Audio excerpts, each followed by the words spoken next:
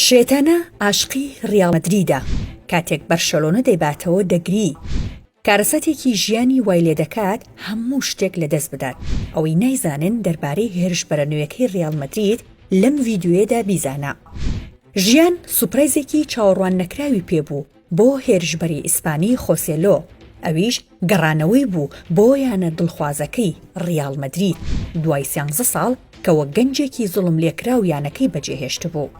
پێگەی خۆسێلۆ لە ناو ڕیاڵ مەدرید لەلایەن ئەستێرەیەکی دیکەوە دزرا کە لە ئاکادیمیای کاستیاپێکەوە پەروەردە کرابوون و گەورە بوون. کاتێک گەیشتە ئەو کاتەی دەبوو تەنها باشترینیان بمێنێتەوە، ڕاهێنەری ئەو کاتی ڕیاڵ مەدرید یاریزانەکەی دیکەی هەڵبژارد لەسەر حسابی خۆسێلۆ. وەک هاندرانی نیوکاسڵ دەیانگوت، خۆسێلۆ لە هێرشبەرێکەوە گۆڕا بۆ نەعامەیەک کە قاچی ڕاست و چەپی خۆی گیانە ئەکردەوە. لەم ڤیدیۆدا بە هەندێک نهێنی ئاشنا دەبن بۆ یەکەم جار دەربارەی یاریزانە 33 ساڵەکە. ئەو کارەساتە چی بوو کە خەریک بوو مێژووی یاریزانەکە کۆتایی پێبهێنێت؟ نهێنی پشڕقە زۆرەکەی بۆ بەرشەلۆنە چییە؟ ئەو هۆکاری وای لێکرد ڕیاڵ مەدرید و ئیسپانیا بەجێبهێڵێت چی بوو؟ خۆسێلۆ هێرشبەرێکی ئیسپانیە لە سەرەتای پێگەیشتنیەوە خەونی ئەوە بووە بەرگی یەک یانە بپۆشێت لە هەموو جیهاندا، ئەویش یانەی ڕیاڵ مەدرید بوو. عشقی خۆسێلۆ بۆ ڕیاڵ مەدرید بە جۆرێک بوو دانی بەوە داناوە چەندین جار گریاوە کاتێک بینیوێتی بەرشەلۆنە لە یاریەکدا لە ڕیاڵ مەدریدی بردوتەوە. ساڵی 2010 خەونەکەی خۆسێلۆ بەدی هاتوو چوە ناو یانەکە.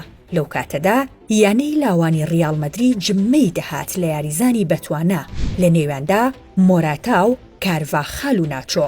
ئەلڤارۆ مۆراتا ئەو یاریزانە بوو کە لە دوایدا بووە هۆی دوورکەوتنەوەی خۆسێلۆ لە ڕیاڵ مەدرید لە وەرزی 2011-2012. خۆسێلۆ گۆڵکاری یانەی لاوانی ڕیاڵ مەدرید بوو بە تۆمارکردنی 26 گۆڵ. جۆزێ مۆرینۆ ئەو کات ڕاهێنەری ڕیاڵ مەدرید بوو. لە کاتی بانگەشکردنی یەکێکیان بۆ تیمی پلەیەکی یانەکە، ڕاهێنەرەکە خەونەکەی خۆسێلۆی لە گۆڕنا و ئەلڤارۆی بانگێشت کرد.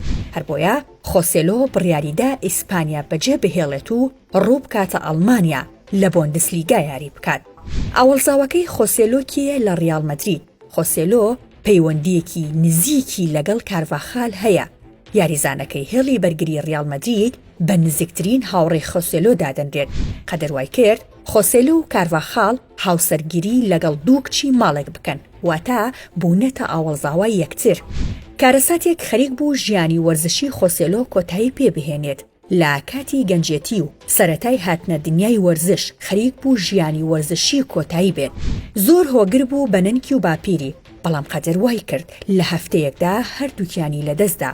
خۆسێلۆ کەوتە حاڵەتی خەمۆکی، ماڵەوەی بەجێ نەئەهێشتەنانات بۆ وەرزش و یاریکردنیش نەدەهاتە دەرەوە و ئەمە شوای کرد نزیک بوو پیشەکەی لەدەست بدات. هەرگیز کۆڵ مەدە لە خەونەکەت. خۆسێلۆ بە درێژایی 12 ساڵ لە هەر کوێیەک یاری کردبێت دڵی هەر لە مەدرید بووە. بەردەوام ئارەزووی کردووە بگەڕێتەوە و با درێسی سپی باشترین یانی جیهانەوە یاری بکات. ئەمڕۆ بە شێوەیەکی فەرمی خەونەکەی خۆسێلۆ بووە ڕاستی و لە تەمەنی 33 ساڵیدا پەیوەندی کردەوە بەیانەی ڕیاڵ مەدریدی ئیسپانیەوە.